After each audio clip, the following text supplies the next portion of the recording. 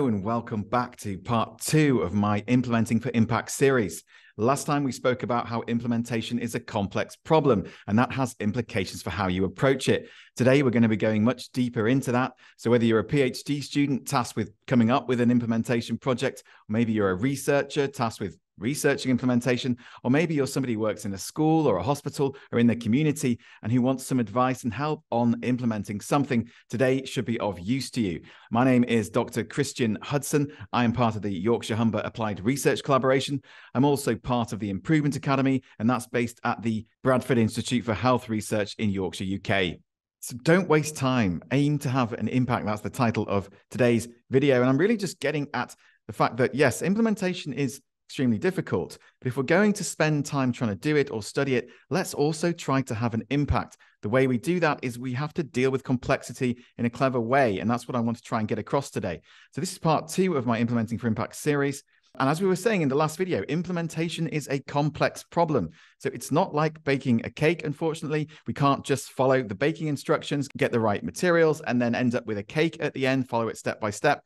And it's not even like a more complicated problem like building a rocket, where even when you have the expertise and the right materials, you end up with a rocket at the end. No, it's more like raising a child, which is a lot more unpredictable. We won't know what the problems will be from day to day. We can't necessarily plan out raising a child. It just happens, and you have to adapt in the moment to do the best you can. And that's a lot more like what implementation is actually like. Now, this has huge implications for how we approach it. So today, let's go a bit deeper into that. And really, if we're going to deal with implementation and with complexity, we really do need a map. So where we're going to start is with implementation science itself. It's really come into its own in the last 20 years, and all the research that implementation scientists have been doing has developed a lot of models, theories, and frameworks. So we're going to look at some of the key frameworks of implementation science and ask if they can help us. After reflecting on that, I'm then going to show you a very simple model that I use and which I think you could literally start using today to transform your implementation project and what you perhaps need to do to make sure your implementation goes well and you actually learn from the implementation effort. Now, a meta theory of kind of implementation science is that if we can understand our context where the implementation is happening, then we can reduce barriers, overcome barriers, or amplify facilitators. And then a result of that is we have a strategy of implementation. And this is what this framework is also getting at. So this is the consolidated framework for implementation research. It's a way to really go into a context and start to understand it through this framework. So it's saying that there are multiple constructs that can help or hinder implementation across these different domains. So what you would do, one way that you would use this is to go into a context which might have numerous settings where implementation is taking place, talk to as many people as you can and ask them questions about implementation, about the context, what their feelings right now about implementing, say, a new intervention or developing one, or how you can also use it retrospectively. How's implementation gone? And you can find out what they feel and they perceive to be, barriers and facilitators to implementation. So maybe they don't feel that it's really got an advantage over what's already in place. That would be relative advantage. Maybe it was very difficult to trial it. Maybe it was just very complex. Lots of hoops needed to be jumped through to implement this thing. Or maybe there were lots of costs to doing the implementation. Also, in a setting, maybe they might say, oh, there was great informal and formal communications between doctors and nurses. There was great, there was lots of team meetings. Outer setting, maybe, oh, the government's actually giving us a lot of funding to do this, so incentives. Or you might find that people's knowledge of the intervention isn't actually particularly accurate. They think they know how it works, they don't really know. Or they're very positive or very negative about it. They go, oh, this is a really bad idea. I don't really like this. And then a process domain saying things like, well, was there an implementation plan? Was there an engagement strategy? How well was it executed? This is one framework that could potentially help, with an implementation project. Check out more here. Actually, this is CIFA 1.0. There is a CIFA 2.0. That is still, I think the jury's probably still out on that. It's very new. Personally, I still like to use CIFA 1.0. Now, normalization process theory, this is another one of the big ones that a lot of people use and know about. And this is really asking a question, what needs to happen for a change in practice to become routine or normal? So how can something just become normal, everyday practice in a setting or in a context? And so what is NPT? It's a way of thinking about implementation problems that focuses on how the interventions can become part of everyday practice, how different groups of people need to work together to achieve it. Now, in a similar fashion to the CIFA, it has different domains. It's asking the question, what work needs to be done? And you can see it's saying, how do I use it? Thinking of your intervention, use the 4 sets of questions on the right to identify possible barriers to successful implementation and suggest solutions to improve the process. How do people make sense of the intervention as something new? Cognitive participation. How do people get involved and stay committed? Can they see how they contribute? These sort of things, when you go and talk to people and you collect data from people, to interview people, you look at that data, you'll start to be able to answer some of these questions. If you want to know more, check out, this is Tracy Finch from the North Cumbria Applied Research Collaboration, and she has put a great video up here, which you can check out at this link if you want to know a bit more about NPT. There's another way, another framework we could use. This is the Paris framework, the Promoting Action on Research Implementation in Health Services framework. Now, I really like this framework. I think it has a lot of face validity. It just kind of makes sense. It has received some criticisms over the year, but I think, they did take those on board and kind of reorganize the framework a bit. I think it's got a lot of strength. So it's a conceptual model describing the implementation of research in practice, depicts the successful implementation of research as dependent on the interplay between 3 core elements. So it's saying, okay, your evidence could be weak or strong. So the strength, nature, and plausibility of the evidence to be used be weak or strong in terms of how much it's going to help implementation. And your context, again, could be weak to strong in terms of how fertile it is for implementation. And it's sort of saying, look, once you have really looked at your evidence and your context and seen them in that light, you can then use those findings to determine the most appropriate facilitation method.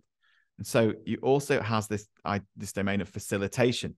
So the ideal situation would be you've got great evidence, great context, and some really good facilitation going on, and then you will get you'll get the evidence into practice. But you could also apply this in terms of an intervention, getting that into practice. So how can we facilitate? Well, they have a great guide for this. You can see here it's saying, what the facilitator looks at, what the facilitator does across all the domains, very similar to CIFA domains. And they can do all sorts of things, like we can do goal setting, audit and feedback, improvement methods. I'll touch on that a bit later, or possibly in the next video following this one.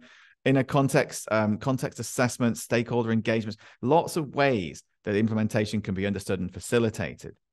So look, this is the NAS framework, the final one I'm going to show you. I don't want to bombard you with frameworks, but it's just to give you an idea about what's out there. This is a far more recent framework created by Tricia Greenhalgh, who is an absolute leader in implementation science and research. So everything she produces is, I found, really useful.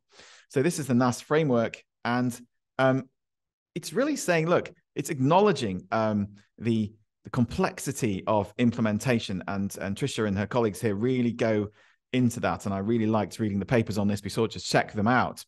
And it's focusing in this case on technology implementation, so a new technology. But it's saying, look, generate a narrative of the multiple influences on a complex project. And it gives you all of these different domains where that can be going on, where things can be influencing the project. It says, identify parts of the project where complexity might be reduced. So what they're saying is, look, we know how complex implementation is. Let's take some technology that you're trying to implement. Let's look at these different domains. Let's see where the complexity is really high, and then try to lower it, which would increase implementation success in theory. And it says that then consider how individuals and organizations might be supported to handle the remaining complexities better. So another very useful framework. Now, just a quick reflection. Of course, as I've been saying, to deal with complexity, to conduct an implementation product well, it's great to have an overarching strategy and rationale that is couched in a wider theory or framework. So you could use something like CIFA or Paris or NPT or the NAS framework, or a combination of those. There's lots of other frameworks I haven't mentioned, like some of the behavior change frameworks. You could use these to help you, right? And that's what we're saying. So it's a great starting point. And it also, these frameworks are a great way just to help us think about implementation, the idea of barriers and facilitators, the idea that you need to understand your context. And of course, that they're really useful, especially if you're a researcher or somebody that's evaluating implementation, because they can really guide you in ways to collect your data, to analyze your data, to evaluate your data. So the CIFA, that CIFA.org website will give literally templates for data collection. There's even a tool which you can generate your interview questions using. So lots of help out there. MPT, there's loads of online help as well. Paris, loads of online help. So these are all great things. Now, I've shown you 4, just so you know, there's over 100. So it is quite overwhelming. It can be overwhelming. Now, the other thing is these take a really long time to learn. I've used the CIFA for quite a few years. I've dabbled with some of the other frameworks as well. And they take a really long time to learn, to get good at actually using them to design your studies, to writing them into grant proposals, and then collecting data and coding and analyzing data with them can take many months to actually get good at. And a lot of implementation teams and even researchers just don't have time to learn something like this. So I do think that the frameworks they're very useful, as I say, but they've also, it's another sign of that science to practice gap, that research to practice gap that we have, where the frameworks are trying to reduce that gap. They're trying to make implementation easier, but I don't know if they always achieve that. I will explain probably in the next video when I go through an example of dealing with complexity and doing implementation well, that frameworks can't do that for you. So they can help us understand, they can be a map, but they can't actually help us go and do the implementation. And I think there's a lot of additional things we need to take into account when we're about to do an implementation project other than the framework. So this is what I think. I'm going to show you a model now that I think is going to really help you with your implementation project. I'm not saying go away and choose a framework and spend weeks learning it. I'm saying, look, think about that. But in the meantime, use this model to help you start planning and thinking about what you're going to need to do. So this is a model that's really explaining how implementation happens, but I think it also captures the complexity and is a useful guide. So obviously, with any implementation project, there's a goal we're trying to achieve. Could be an intervention, a proposed change. It's the what. It's what are we trying to implement? And this will already affect implementation. Does it have good evidence? Is it effective or not? What do people think of it? Does everyone understand where we're actually heading with this? Is everyone on board with the goal? This also needs to be achieved within a certain context. There could be multiple settings within this context, but every context, every setting is different. Different stakeholders, just like we were saying in the first video, different amounts of time, different amounts of capacity, different relationships, different knowledge and beliefs, different external influences, the context. And also that's always shifting, ever changing. And we don't know what's going to happen. It's like the high seas, unpredictable, problems arise, we need to adapt. So we're trying to achieve this goal in this context, right? That's the where. There's also the people who need to do the implementation. This can start with if someone's researching it or evaluating it, who's that going to be? If someone's going out and engaging people, who's that going to be? And if there's somebody on the shop floor doing the implementation, trying to use something in practice, who is that going to be? It's really important that we get that right. And of course, finally, there's the method, the how are we actually going to carry the implementation out? Are we going to use any processes to support us? And so all these things are interacting all the time. So these people are trying to achieve this intervention or this goal, implement this thing in this context using various methods, but all these things will be interact. So if the context suddenly has to change or there's an external event which causes it to change, maybe funding is suddenly cut, or maybe some people leave, retire, or maybe we get an influx of new people to help. This will affect maybe your intervention. This might affect the method you use. Alternatively, if the intervention is tweaked, that might then affect the method you use. So it's just, they're always interacting. And of course, we therefore need to capture this as best as possible. This is what I call within system learning. So when implementation will be going on around these 4 domains, you want to be capturing what then is going on. As these people try to achieve this goal in this context, using various different methods, what are they learning when they try to do this? This is the how-to of implementation. This is practical implementation knowledge that I think we really need to capture and which so far is quite lacking in the literature. So now I can't take credit for the sort of these 4 domains here. Gabay and LeMay presented this at the keynote presentation at the UK Knowledge Mobilization Forum in 2019. I was at the forum for this year last week, and again, brilliant forum, very useful. But the reason why they put this together and presented it was saying, look, all the implementation frameworks are basically saying the same thing, and this is a way to kind of capture that. So that's why they put it together, and I found it really useful. Now, just to carry on about within system learning, this is Greenhouse talking about actually her NAS framework, but saying, look, when researching complex systems, we need to surface and celebrate rather than ignore or sanitize all the articulations, workarounds, muddling through, and emergent activity that keep the show on the road. So we don't just want a linear account of a particular goal and the extent to which it was met. It should be a richly described case study. So whether, as I say, if you're a PhD student designing some studies right now, okay, or if you're a researcher tasked with evaluating implementation, or you're actually going to be doing implementation and you want to be able to keep a record of how it goes, just be sure that there's going to be lots of articulations, workarounds, muddling through as people try and achieve this goal in this context.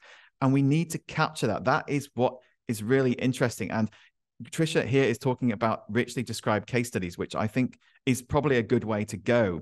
Now, just to finish on this model, there's another part, a separate part. What drives all this? Because really what this model is saying, if you can get really strong in these areas, right, implementation is going to go really well. That's what I've derived from this, okay?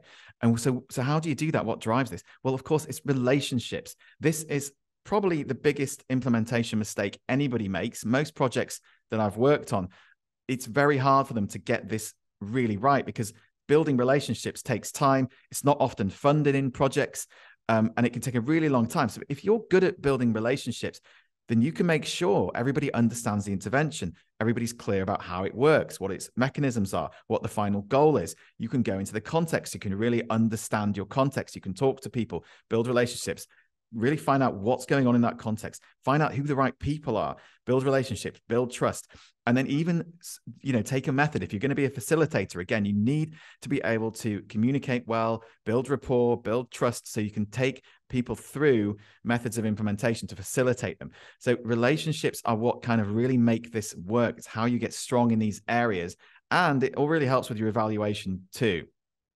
Now, just to hammer that home, this is Alison Metz, again, a very experienced implementation scientist, and she put this model together, implementation support practitioners, just saying that anybody supporting implementation needs to have a skill set, core competencies, being empathetic, being curious, being committed, because, as we say, this is complex. There are a lot of different stakeholders with a lot of different agendas, needs, wants, desires, understandings, which will affect implementation. And often you need to get them to empathize with each other. She's even touching on the method here because she's talking about ongoing improvement, which I think is a very effective way of doing the implementation. Talking about assessing needs and assets, understanding your context, applying implementation frameworks, facilitation, communication. But look, conducting improvement cycles. We'll touch on that actually in video 3, part 3. We're going to take you through a case study where we used an improvement approach to actually support the implementation. So she's touching on that. Again, sustaining change, growing relationships, building capacity, cultivating leaders, developing teams. You see, this is important because if you are actually supporting implementation, when you leave, you want it to carry on. So again, putting in good methods like improvement can be a way to help teams continually optimize the intervention even after you've left.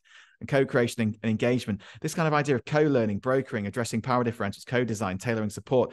It's kind of like how you really go in and start getting to know these people and working with them to build a goal, to build an intervention that works for them. And I like this. I think she's really on the right track here because, decades of research has shown if we just mandate things without communicating and engaging people actually in the sites and settings where they'll be doing it, it doesn't go well, right?